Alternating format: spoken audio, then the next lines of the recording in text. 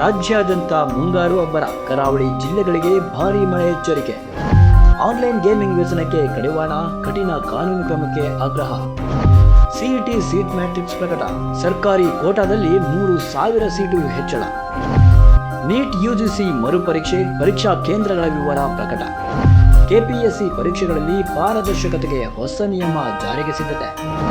7 ರಾಜ್ಯಗಳಲ್ಲಿ ಉಗ್ರಜಾಲದ ನಂಟು, ತನಿಖೆಯಲ್ಲಿ ಸ್ಫೋಟಕ ಮಾಹಿತಿ.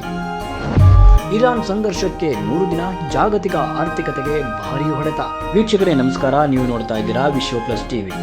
ಈ ಬಾರಿ ಮುಂಗಾರು ಆರಂಭವಾದ 3-4 ದಿನಗಳಲ್ಲಿ ಇಡೀ ರಾಜ್ಯದಲ್ಲಿ ಉತ್ತಮ ಮಳೆಯಾಗಿದೆ. ಆರಂಭದ 2 ದಿನ ಕರಾವಳಿ ಜಿಲ್ಲೆಗಳಲ್ಲಿ ಅಬ್ಬರಿಸಿದ ಮುಂಗಾರು ಮಳೆ ಮತ್ತೆ ಸೋಮವಾರ ಜೂನ್ 8ರಿಂದ 11ರ ತನಕ ಭಾರೀ ಪ್ರಮಾಣದಲ್ಲಿ ಸುರಿಯುವ ಸಾಧ್ಯತೆ ಇದೆ ಎಂದು ಹವಾಮಾನ ಇಲಾಖೆ ಎಚ್ಚರಿಕೆಯನ್ನ ನೀಡಿದೆ. ಬೆಂಗಳೂರು ನಗರದಲ್ಲಿ ಮುಂದಿನ 3-4 ದಿನ ಮೋಡ ಕವಿದ ವಾತಾವರಣ ಇರಲಿದೆ ಅಂತೆ. ಕೆಲವೆಡೆ ಗಂಟೆಗೆ 40 ಕಿಲೋಮೀಟರ್ ವೇಗದಲ್ಲಿ ಗಾಳಿ ಬೀಸಲಿದೆ. ಇದೇ ವೇಳೆ ಹಗುರವಾದ ಮಳೆ ಕೂಡ ಸುರಿಯಲಿದೆ ಎಂದು ಇಲಾಖೆ ಮಾಹಿತಿಯನ್ನ ನೀಡಿದೆ.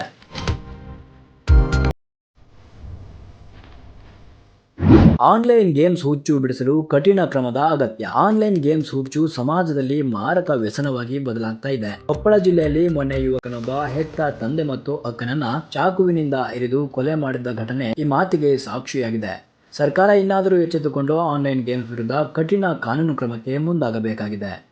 ಸಿಇಟಿ ಸೀಟ್ ಮ್ಯಾಟ್ರಿಕ್ಸ್ ಪ್ರಕಟ, ಸರ್ಕಾರಿ ಕೋಟಾ ಸೀಟು ಹೆಚ್ಚಳ.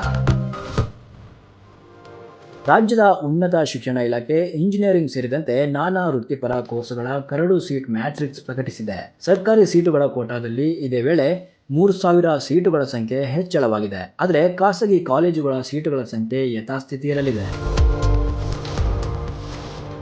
ನೀಟ್ ಯುಜಿಸಿ ಮರುಪರೀಕ್ಷೆ ವಿವರ ಪ್ರಕಟ. ರಾಷ್ಟ್ರೀಯ ಪರೀಕ್ಷಾ ಸಂಸ್ಥೆ ಇದೇ ಜೂನ್ 20ಕ್ಕೆ ನಿಗದಿಪಡಿಸಲಾದ ನೀಟ್ ಯುಜಿಸಿ 2026ರ ಮರುಪರೀಕ್ಷೆಗೆ ಪರೀಕ್ಷಾ ಕೇಂದ್ರಗಳ ವಿವರಗಳನ್ನು ಇದೀಗ ಪ್ರಕಟಿಸಿದೆ. ವೆಬ್ಸೈಟ್ ಮೂಲಕ ಪರೀಕ್ಷಾರ್ಥಿಗಳು ಪರೀಕ್ಷಾ ಕೇಂದ್ರಗಳ ಮಾಹಿತಿಯನ್ನು ಪಡೆದುಕೊಳ್ಳಬಹುದಾಗಿದೆ. ಕೆಪಿಎಸ್ಸಿ ಹೊಸ ನಿಯಮಗಳಂತೆ ಕರ್ನಾಟಕ ಲೋಕಸೇವಾ ಆಯೋಗ ಕೆಪಿಎಸ್ಸಿ ನಡೆಸುವ ಪರೀಕ್ಷೆಗಳ ವಿಚಾರದಲ್ಲಿ ಪದೇ ಪದೇ ಕೇಳಿಬರುತ್ತಿರುವ ಅಕ್ರಮಗಳನ್ನು ಶಾಶ್ವತವಾಗಿ ನಿಯಂತ್ರಿಸಲು ಪಾರದರ್ಶಕತೆ ತರುವ ನಿಟ್ಟಿನಲ್ಲಿ ಹಲವು ತೀರ್ಮಾನಗಳನ್ನು ಆಯೋಗ ಕೈಗೊಂಡಿದೆ. ಜಿಲ್ಲಾಧಿಕಾರಿ, ಪೊಲೀಸ್ ಆಯುಕ್ತರು ಹಾಗೂ ಜಿಲ್ಲಾ ಎಸ್ಪಿಗಳಿಗೆ ಇಂತಹ ಜವಾಬ್ದಾರಿ ನೀಡಲು ಆಯೋಗ ತೀರ್ಮಾನಿಸಿದೆ. ಈ ತೀರ್ಮಾನದ ಕುರಿತಂತೆ ಡಿಸಿ, ಕಮಿಷನರ್ ಮತ್ತು ಎಸ್ಪಿಗಳಿಂದ ಅಭಿಪ್ರಾಯ ಸಂಗ್ರಹಿಸಿದ ಬಳಿಕ ಕಟ್ಟುನಿಟ್ಟಿನ ನಿಯಮ ಜಾರಿಗೆ ತರಲು ಆಯೋಗ ಸಿದ್ಧತೆಯನ್ನು ನಡೆಸುತ್ತಿದೆ. ಭಾರತವನ್ನ ಇಸ್ಲಾಂ ರಾಷ್ಟ್ರವನ್ನಾಗಿ ಪರಿವರ್ತಿಸುವ ಉದ್ದೇಶ ಆಂಧ್ರಪ್ರದೇಶದಲ್ಲಿ ಸೆರೆಸಿಕ್ಕ ಶಂಕಿತ ಉಗ್ರನಿಂದ ಬಯಲಾಗಿದೆ. ಕರ್ನಾಟಕ, ಆಂಧ್ರಪ್ರದೇಶ, ಬಿಹಾರ ಹಾಗೂ ಮಹಾರಾಷ್ಟ್ರ ಸೇರಿದಂತೆ ಭಾರತದ 7 ರಾಜ್ಯಗಳಲ್ಲಿ ಉಗ್ರರ ಜಾಲ ಹರಡಿಕೊಂಡಿರುವ ಆಘಾತಕಾರಿ ವಿಚಾರ ಬೆಳಕಿಗೆ ಬಂದಿದೆ. ಇನ್ಸ್ಟಾಗ್ರಾಮ್ ಮತ್ತು ಟೆಲಿಗ್ರಾಮ್ಗಳಲ್ಲಿ ತಂಡಗಳನ್ನು ಮಾಡಿ ಆ ಯುವಕರಿಗೆ ಪಾಕಿಸ್ತಾನ ಮತ್ತು ಅಫಘಾನಿಸ್ತಾನಗಳಲ್ಲಿ ಉಗ್ರ ಕೃತ್ಯದ ತರಬೇತಿಗೆ ಸಿದ್ಧತೆಯನ್ನ ನಡೆಸಲಾಗ್ತಾ ಇದೆ ಎಂಬುವ ಆಘಾತಕಾರಿ ಮಾಹಿತಿ ಈ ಉಗ್ರನಿಂದ ಬಯಲಾಗಿದೆ. ಇಂತಹ ದೇಶ ವಿರೋಧಿ ಚಟುವಟಿಕೆಗಳ ಗಂಭೀರ ಬೆಳವಣಿಗೆಯನ್ನ ಹತ್ತಿಕ್ಕಲು ಭಾರತ ಸರ್ಕಾರ ತೀವ್ರ ಕ್ರಮ ಕೈಗೊಳ್ಳುವ ತುರ್ತು ಎದುರಾಗಿದೆ. ಇರಾನ್ ಯುದ್ಧಕ್ಕೆ 100 ದಿನ. ಅಮೆರಿಕ ಮತ್ತು ಇಸ್ರೇಲ್ ಜೊತೆಯಾಗಿ ಇರಾನ್ ವಿರುದ್ಧ ಆರಂಭಿಸಿರುವ ಯುದ್ಧಕ್ಕೆ ಈಗ 100 ದಿನ.